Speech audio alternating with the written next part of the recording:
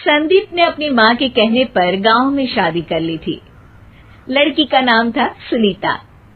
माँ का कहना था एकदम मॉडर्न बहू नहीं होनी चाहिए, लेकिन उन्हें नहीं पता था कि गांव से आने वाली बहू सुंदर सुशील तो होगी और उसको गांव से बाहर भी निकाल लाएंगे, लेकिन उसके अंदर का गांव कैसे बाहर निकलेगा।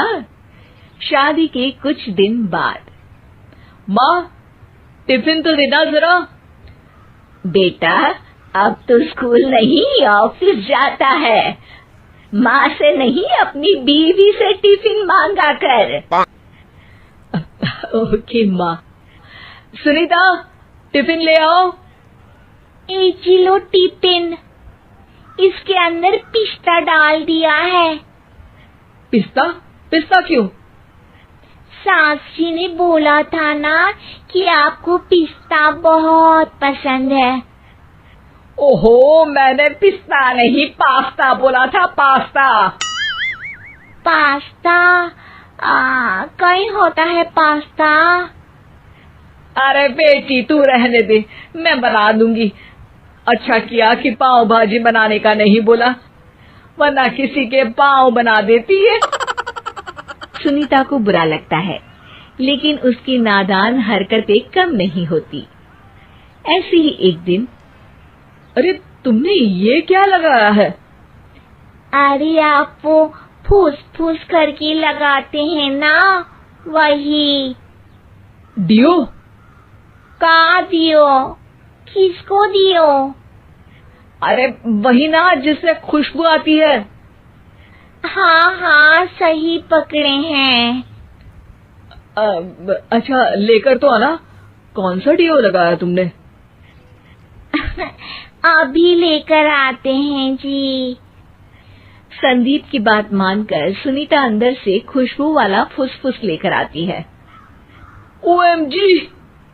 OMG मतलब ओ माय गणेश ना। अरे OMG छोड़ो, और ये खुशबू वाला फुसफुस की बात कर रही थी तुम? हाँ इसी की, फिर से सही पकड़े हैं। अरे देवी, लेकिन आप सही नहीं पकड़े हैं, ये डियो नहीं है। डियो नहीं है तो क्या लियो है? अरे ये रूम फ्रेशनर है, जिसको कमरे में छिड़कते हैं, खुद पर नहीं। कोई बात नहीं, माँ कहती थी आत्मा किराएदार है, शरीर एक किराए का कर्म। हम शरीर पे ये डाल लिए तो क्या फर्क पड़ जाएगा। अरे बहू, ओ बहू, मेरे लिए फल तो ले आ, फिर मैं बाजार जाऊंगी। सुनीता अपनी सास के लिए फल लेकर आती है। अरे बेटा, पपीता, तरबूज और सेब फल ऐसे कैसे खा लूं? काट कर तो ले आ। माँ जी, मेरे गांव में तो खेत से उठा के सीधा खा लेते हैं। अरे ये तेरा गांव नहीं है ना। अरे संदीप, तू ही कुछ समझा देना इसको बेटा। मैं कैसे समझाऊं माँ, ये तो माइक्रोवेव को भी भट्टी बोलती है। कल मैंने बोला हाय कैसी हो, तो बोलती है किसी को हाय नहीं लगानी चाहिए। अरे सुनीता, तेरा क्या होगा? अभी तो कैसे बताऊं माँ जी, अभी हम कुछ करेंगे फिर पता चलेगा क्या होगा, लड़का या लड़की। हे भगवान, कहाँ से आ गई है? रामपुर से जी, आप ही तो लेकर आए थे मुझे। अरे मुझे माफ कर दो।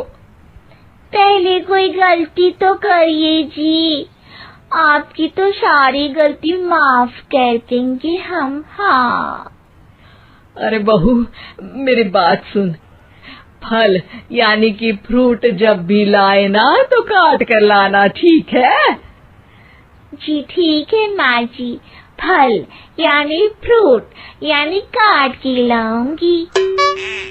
सुनीता रोज ही कोई ऐसी हरकत कर देती जिसकी वजह से उसे घर में 2 बातें सुननी पड़ती। एक दिन, माँ, मेरे बॉस घर पर आने वाले हैं शाम को। उनका बर्थडे है, फैमिली साथ नहीं रहती उनके, तो यही पार्टी कर लेंगे। उनको अच्छा लगा तो शायद मेरा प्रमोशन भी हो जाएगा।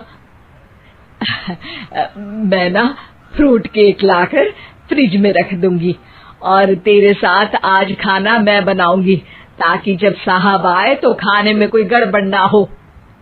शाम को जब सारी तैयारियां हो जाती है, संदीप के साथ बड़े साहब भी घर आते हैं। आप फ्रूट केक तो ले आना बहू, फिर खाना खाएंगे। और इस सब की क्या जरूरत थी? आपने बुलाया वही काफी है।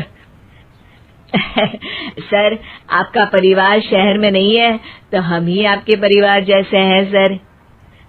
इतने में ही सुनीता फ्रूट केक लेकर आती है और बड़े साहब की टेबल पर रख देती है, और जैसे ही केक के ऊपर का बॉक्स हटाती है, ओह, ये क्या है?